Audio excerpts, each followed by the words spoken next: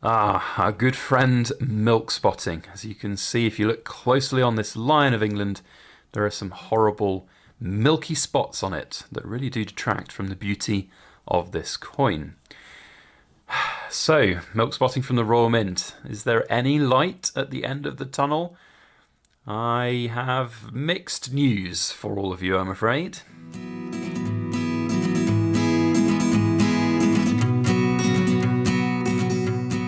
Hello everybody, Backyard Bullion here, and a very warm welcome to you all joining me for another Precious Metal Ramble.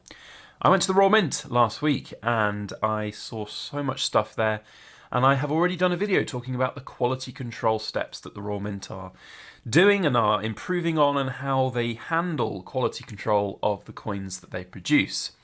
But I didn't talk about milk spots in that video, and I think a lot of people thought, well, hang on, milk spotting is one of the biggest quality control issues. And so I first would like to apologise that I kind of stuck my little comment that I would talk about milk spotting in its own right in a separate video at the back end of a very long video. Here it is. This is what I'm going to talk about for milk spotting, my observations from the Royal Mint, what I think their attitudes are towards it, potential solutions might be, and I guess a little bit of a word of warning as well for not just the Royal Mint but their customers too. So as per my previous video where I'm talking all about the Royal Mint, I am under no restrictions on what I can and cannot talk about for this, and I think it is really insightful to hear what the Royal Mint think about milk spotting, and also the wider picture of milk spotting within this whole world. Like, for example, the Canadian Mint has got it solved, inverted commas.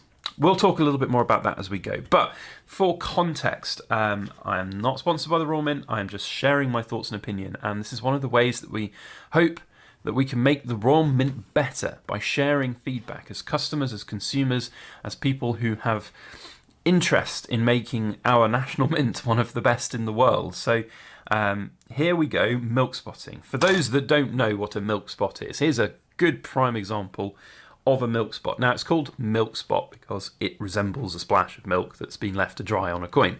That's not necessarily what it actually is, and the insight of what the Royal Mint said to me I thought was quite interesting. So a milk spot is essentially a reaction that's happening on the coin in a similar vein to the oxidization and toning of a coin, but it's a reaction to salt compounds that are still within the silver. And I find that really, really interesting. Now, there should be, I think, a distinction made. I don't necessarily have any prime examples with me, but you've probably seen coins that look like they've literally just been covered in instead of a milky residue to a giant milk spot like that.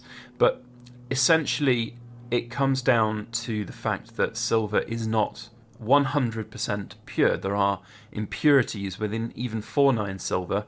Here's another little milk spot we've seen over here, and 3-9 silver, and another one down there. You can see it's almost another big one up there. So I say no prime example, but this one is a good one. So some some blanks are worse than others when it comes to milk spotting, and it's kind of a little bit of a luck of the draw.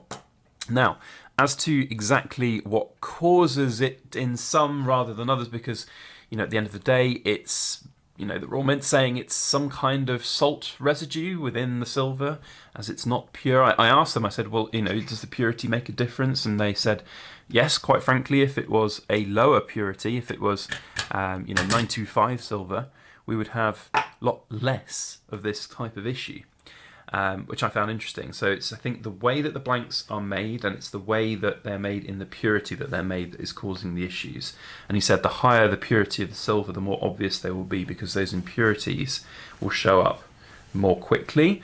And I don't necessarily buy that. Now, I'm not a chemical expert. I'm not somebody who's got the knowledge really to comment on the chemical processes of a milk spot. But what I think was interesting there is this lack of understanding about what it might be.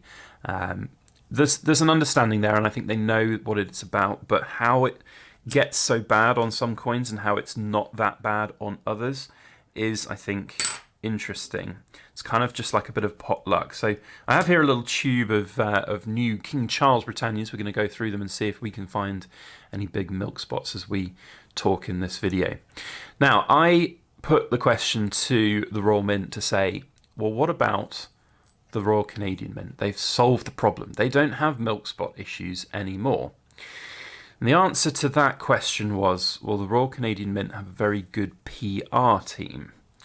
And, I want to put this in context. We had a really exciting long tour of the production facilities, and there was a lot of openness and frankness about the coin production cycle and the quality control and everything that they were doing. And when we were talking a little bit about these milk spotting issues, I did get the sense that it was something that was out of the hands of the Royal Mint's control. And that comes down to the fact that they don't make the blanks anymore. So what happened about 15 years ago, I think it was, and I was being explained this by one of the die manufacturers, was when they had all the coins coming back in from circulation, for example. So we're not talking precious metal, just regular coins, and they would melt them down, make the blanks. Because of the large volume of counterfeit coins out in the general circulation and the inability of the Royal Mint at the time to really catch every single coin that goes through, a lot of the furnaces were getting, or a lot of the sort of melting and refining processes were getting quite severely contaminated by some of the other metals that they weren't expecting. So they took a decision to stop making a lot of the blanks and have them bought in from other places. Now, of course, they didn't tell me who's making their blanks, but it seems to be that the blanks that are being made and supplied are causing the issue rather than some of the processes that the Royal Mint themselves are using. And so that, I think, is one of the most interesting factors here to look at, because I think the Royal Mint feels blameless in this situation, but at the end of the day, they are the ones that are using blanks which are causing some milk spots to happen, which is a shame. Now, in terms of the question about the Canadian solution of what they call mint shield, have we got something on this one here? I've just noticed while I put down. Oh no, it's just the angle of the coin because it's on the other one underneath. I don't know if you can see this, but there's like a little bit of what I thought was a milk spot just on the bottom of the cape there. But anyway, they are the Royal Canadian Mint have solved it supposedly with milk. What was it called? Mint shield.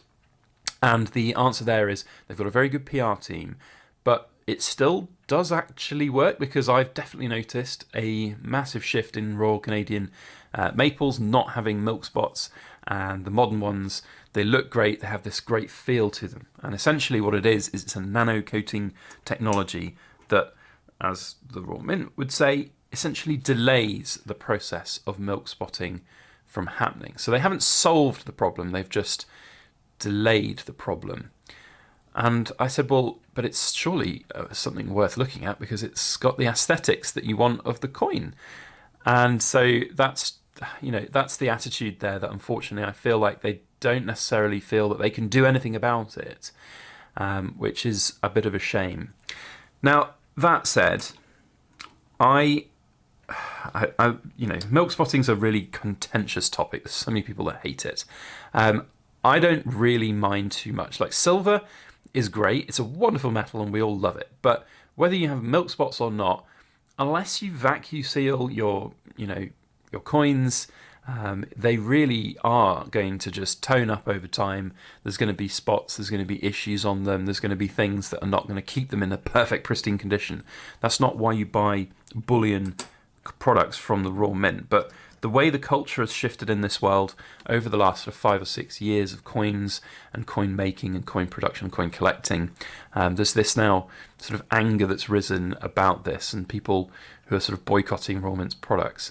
As you can see here, this is a brand new tube of 2023 King Charles Britannias that I got via a seller on the Silver Forum a while ago. For those who are going to moan that I made a video just 2 weeks ago saying I'm not buying any more silver, I pre-ordered these with him close to a month ago. So, but as you see, we're looking through these coins and they're actually in pretty good condition. I can't see any issues for these coins in terms of milk spotting or any major flaws. We've seen the odd little, I can see the odd little ding and dent on King Charles's cheek there, but as I've spoken about before, these are in tubes and they're from that production line where the coins bop and bounce around on each other. So, I don't necessarily like the idea that we can just shout at the raw mint that their milk spot issues are, bubonic plague, and there's absolutely every coin from the raw mint that is milk. That's not been my experience.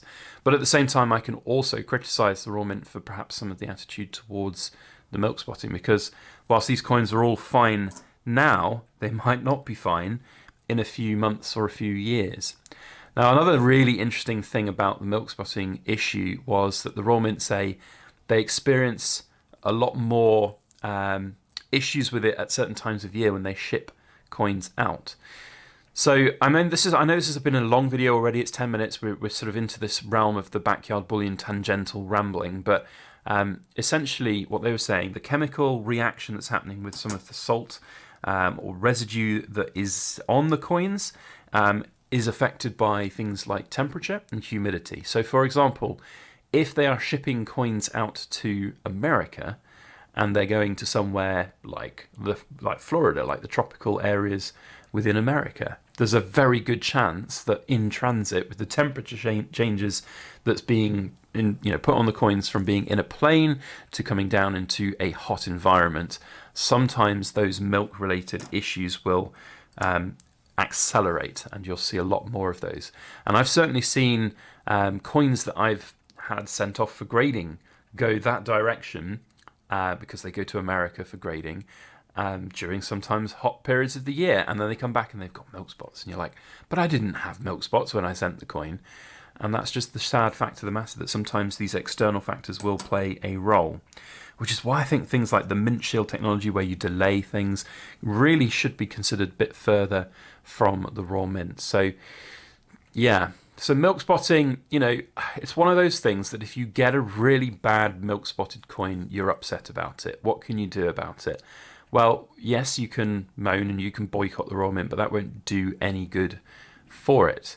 What I would encourage, and it's unfortunately not a guarantee, if you buy directly from the raw mint and you get a tube of silver Britannias and they're awfully milk spotted straight away, like instantly, then I would say you try and get them returned and replaced. That's one of the ways that you can really get things moving for impacting the raw mint. Otherwise, the attitude from the raw mint is, unfortunately, it's bullion. Sometimes it will milk, and that's just the nature of silver bullion coins, unfortunately. I hope that that attitude will change. I hope that perhaps the raw mint might consider pushing back on their suppliers of things like blanks, where they can get better quality without these potential milk spotting. If that's unavoidable, as perhaps the raw mint would say and think, then working out a solution like the mint shield would be perhaps my suggestion. Will it happen anytime soon? Unfortunately, I don't think it will. But that's, I suppose, the nature of our industry right now. It's one of those huge shifts that maybe has to happen. We've only got to look at what happened with the Royal Canadian Mint. So it got so bad with the Royal Canadian Mint of this last couple. Well, like, for those who are new to silver, you probably won't remember it, but it happened like overnight that they got better. They introduced this mint shield, and whilst the Royal Mint might somewhat dismiss it as a delay tactic rather than a full-on solution, you can't argue that it's better than it once was with the Royal Canadian Mint. And even now to this day, when I see coins come in from sellers that I pass on and sell, I'll see old maples that are just horrible. And then I see new maples and they're not horrible. And that's an observable fact. So maybe one day that'll happen. But, I'm looking at this tube of the Royal Mint's new King Charles Britannias, and I haven't seen a single milk spot of all the coins so far. So it's pot luck. There's an element of that there for sure. But I don't know. It's one of those difficult things. I said in my previous video I wasn't going to be able to ramble for milk spots for nearly 15 minutes, and I have, having just looked at the viewfinder camera timer. So it's difficult to really, I think, provide you all with some confidence about milk spot being solved and moved on in the near future. I hope that this video forms and provides a little bit of feedback for the Royal Mint. I was so impressed with everything that I saw at the Royal Mint and everything they did, but the only thing that somewhat disappointed me was the kind of lack of seriousness that I think they took about milk spotting, because it is the biggest problem with coins, like quality control of proof coins. Not everybody buys proof coins, and that's, in my opinion, getting better. Quality control of bullion, where you got these little tiny specks and dots on King Charles, I think are going to be eradicated over time with the change of the production line. But milk spotting is still the thing that a lot of people talk about and a lot of people experience, and that's, I think, the problem. And when it becomes a perception of the general mass public about what's happening and what what people are seeing, then it's definitely something that the Royal Mint should take more seriously. It's about that reputational damage that is happening, and whether it's directly the Royal Mint's fault because they're not making the blanks, remember, so they don't necessarily think it's their fault. It needs to change. It really does need to change. And I put this big giant bar of silver out here on the table for a reason, not just a bit of eye candy. So milk spotting doesn't happen on big old bars of silver like this. And some might argue there's a lot of theories out there that it's the like a chemical wash process that happens in the dye creation. I don't know. I don't know anything about dye creation. But big old bars of silver, they don't tend to get milk spotting. But specifically engineered blanks, both in bar form and coin form for mints around the world. It's not just the Royal Mint, remember, that gets milk spots. Other countries are prone to it. The Austrian Philharmonics are very milky. Some of the Perth Mint coins are milky. But specifically designed nanotechnology like the Mint Shield does work to keep things better for longer. Nobody's asking that in 100 years, or even, quite frankly, 10 years, that their Bullion Britannias and their Bullion coins will be as perfect as they were the day they were minted, and not a single potential issue. But we just want to have the opportunity to have coins for a few years that are maybe nicer than milk-ridden horribleness. So yeah, anyway, look, that's another good, long backyard bullion rant and ramble about quality control. And I hope this video does serve to any who are watching to that back end that are maybe critical of me and my involvement with the Royal Mint. I doubt anyone who's one of those people will be watching to now, but I hope this serves as evidence that I'm not just here to talk wonders about the Royal Mint and say everything is hunky-dory. There are things that need to improve still, and there are feedbacks that need to be given to the Royal Mint, and hopefully this video serves as that, and we'll hopefully get some change at some point. I don't think that me going to the Royal Mint is the last time that I'll have any involvement with people from the Royal Mint, and that's where we are. And I have another topic as well that I want to talk about. So we've talked about general quality control of coins in respect to damage or potential issues that are on coins. And we've also talked about the quality control of milk spotting, although it's not necessarily kind of quality control, but the fact that it's happening needs to change, and the fact that it's not being taken as seriously needs to change. The last thing that I want to talk about in a separate video is going to be about communication from the Royal Mint, about things like delays, about new products, about issues that are happening, and the fact that their the customer relationship management system, the CRM system on their website is absolutely awful and not fit for purpose. So there will be another quite critical video coming out. There'll be some positives in there because I know there are some people who are trying very hard to get things to a better place when it comes to all of that. And communication is still a big factor. So that's going to happen in another video, perhaps next week. I haven't quite decided on my schedule yet for the week ahead. But there we have another little bit of an insight from my trip to the Royal Mint. I do want to say another thank you to everybody at the Royal Mint, despite being a little bit critical in today's video. The openness, the honesty, the frankness, and the ability just to have a behind-the-scenes tour of the production facility was incredible, and I do thank them for that. And hopefully this video is taken as what it is, not hostility. It's just criticism, constructive criticism to get things better. So anyway, there we go. That's me for today. A super extra thank you to the Cool Kids Club for watching to the 19th minute of a video. I don't do this many long videos, but it's always good to have a bit of a fun chat with my ramblers down in that discussion box in the comment section. So there we go. Thank you all for watching. We'll see you on the next one. As always, please make sure that you like, share, comment, and subscribe for more.